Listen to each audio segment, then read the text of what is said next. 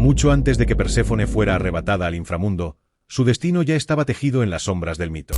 No era solo la Coré, la doncella de mejillas sonrosadas que danzaba entre flores y campos dorados. Su existencia misma era un misterio, incluso para ella.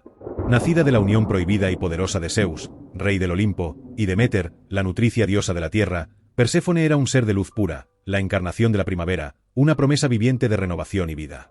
Pero su madre, Deméter, portaba un conocimiento secreto, una carga pesada como la tierra misma. Desde el nacimiento de su hija, un oráculo sombrío le había advertido: Perséfone no estaba destinada a permanecer eternamente bajo el sol. Llegaría el día en que el delicado equilibrio del cosmos, la danza entre la vida y la muerte, dependería de su descenso, de su pérdida temporal para el mundo superior. Deméter, aterrada por la profecía, por la idea inconcebible de perder a su única hija, hizo todo lo humanamente divino posible por burlar al destino. La crió en valles escondidos, en enclaves secretos custodiados por ninfas leales, alejada de los oídos curiosos de otros dioses y de cualquier influencia que pudiera despertar en Perséfone la peligrosa curiosidad sobre el mundo más allá de sus prados protegidos. Pero el destino, como un río subterráneo, siempre encuentra su cauce. Mientras tanto, en las profundidades sin sol, Hades, el hermano silencioso y a menudo olvidado de Zeus y Poseidón, gobernaba su vasto reino. El inframundo era un lugar de ecos eternos, silencioso, donde las sombras de los muertos vagaban en una existencia crepuscular.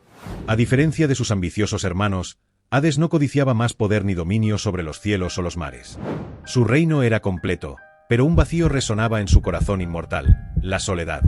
Anhelaba compañía, no de una sombra pasajera, sino de un alma que comprendiera la majestuosidad y la melancolía de su existencia, que no temiera la oscuridad, sino que pudiera encontrar belleza en ella. Y fue entonces cuando la vio. Quizás a través de una grieta en la tierra, o en un reflejo fugaz en las aguas del Estigia. Perséfone.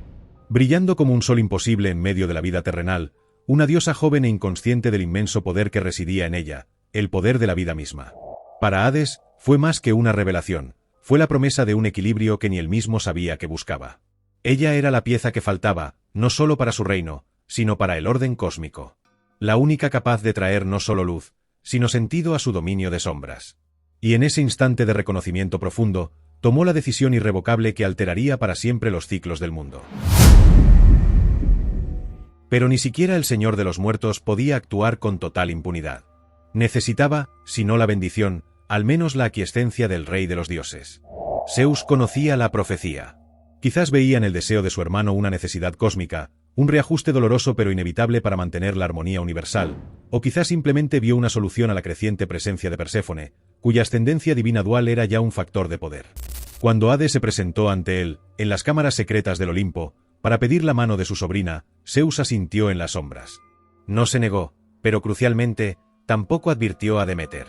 Fue una decisión pragmática y terrible, sellada en secreto. Se haría sin previo aviso, sin negociación, sin una palabra de consuelo para la madre que pronto perdería el sol de su vida. El rapto sería inminente. Ocurrió en un día que parecía idéntico a todos los demás.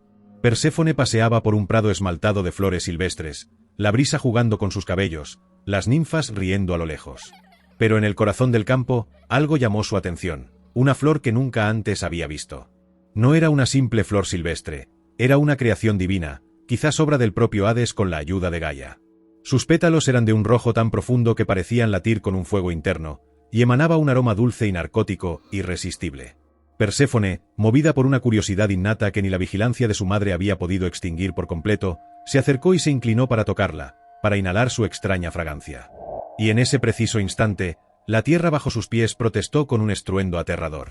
Un abismo negro se rasgó en el suelo verdeante. De sus profundidades insondables surgieron corceles oscuros como la noche sin estrellas, sus ojos brasas ardientes, arrastrando un carro dorado que parecía forjado en sombras y relámpagos contenidos. Antes de que un grito pudiera siquiera formarse en sus labios, antes de que pudiera comprender el súbito terror, unas manos frías, increíblemente fuertes, la sujetaron por la cintura y la atrajeron hacia la oscuridad que se abría. El mundo brillante y familiar que conocía se desvaneció en un parpadeo vertiginoso. Los gritos de Perséfone quedaron atrapados en su garganta mientras el carro se hundía en las profundidades, descendiendo a un reino donde la luz del sol era solo un mito lejano.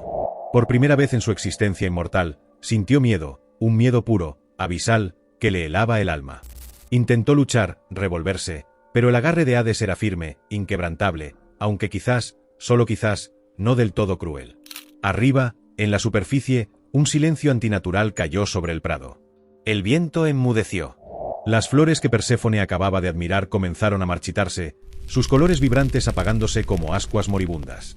Y en ese mismo instante, a kilómetros de distancia, supervisando quizás una cosecha temprana, Deméter sintió un vacío helado e inexplicable abrirse en su pecho, un dolor agudo que le robó el aliento. Su hija, su Coré, había desaparecido. La desesperación se apoderó de la diosa de la cosecha como una plaga. Olvidando sus deberes divinos, recorrió cada rincón conocido de la tierra, su voz ronca de tanto llamar, preguntando a dioses menores, a ninfas de los ríos, a sátiros de los bosques, incluso a los mortales que se cruzaban en su camino, si habían visto a su hija.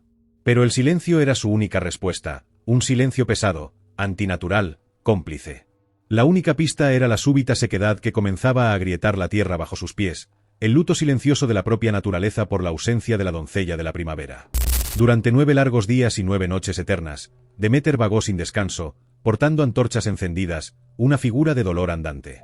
No comió, no durmió, no permitió que nada la distrajera de la única pregunta que consumía su ser. ¿Quién?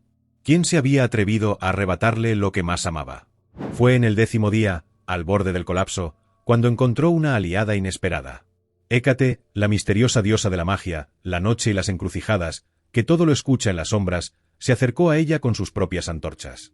No vi quién se la llevó, poderosa Deméter, confesó con voz resonante, pero escuché los gritos. Eran gritos de terror y desesperación, y parecían venir de las entrañas mismas de la tierra. El corazón de Deméter se contrajo, el miedo confirmando sus peores sospechas. El inframundo. Pero aún necesitaba la certeza absoluta. Fue entonces al único ser que todo lo ve, que recorre el cielo de horizonte a horizonte, Helios, el titán del sol. Agotada pero resuelta, Deméter lo confrontó al amanecer. Y él, testigo imparcial de todo lo que ocurre bajo su luz, no pudo mentir.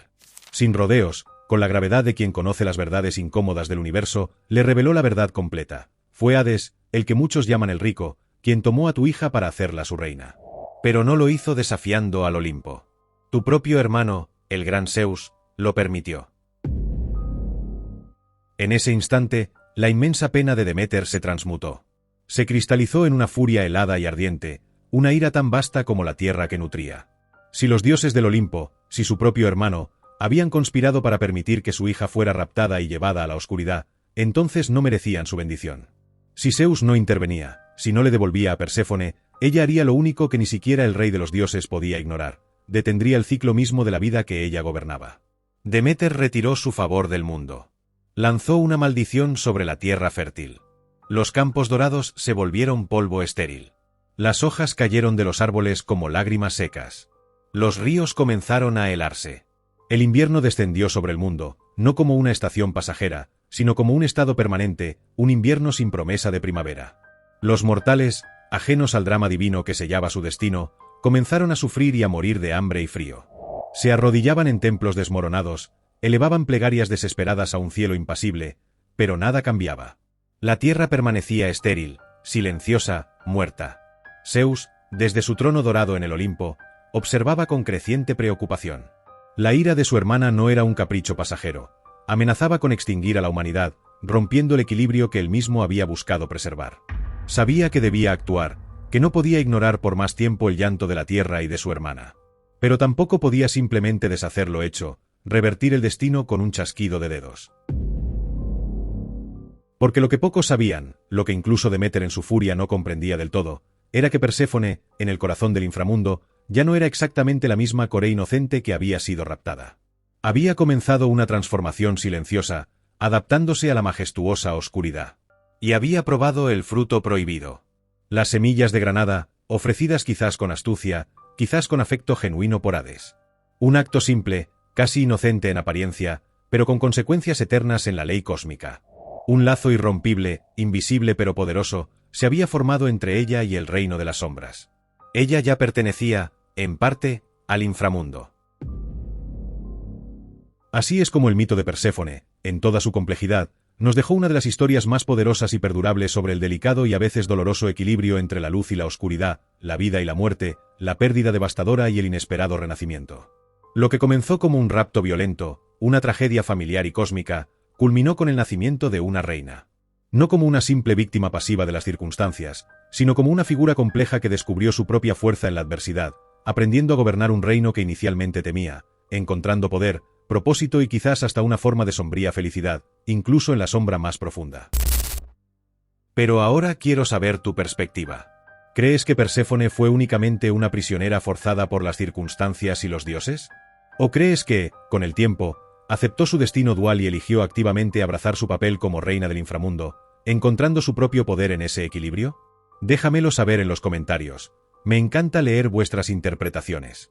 Si esta inmersión en el mito de Perséfone te ha gustado, si valoras estas historias contadas con el detalle y la pasión que merecen, te agradecería enormemente que dejaras tu like y te suscribieras al canal para no perderte más mitos y leyendas explorados a fondo. Y activa esa campanita para que YouTube te notifique cada vez que un nuevo episodio descienda desde el Olimpo, o el inframundo, hasta tu pantalla. Nos vemos en la próxima historia.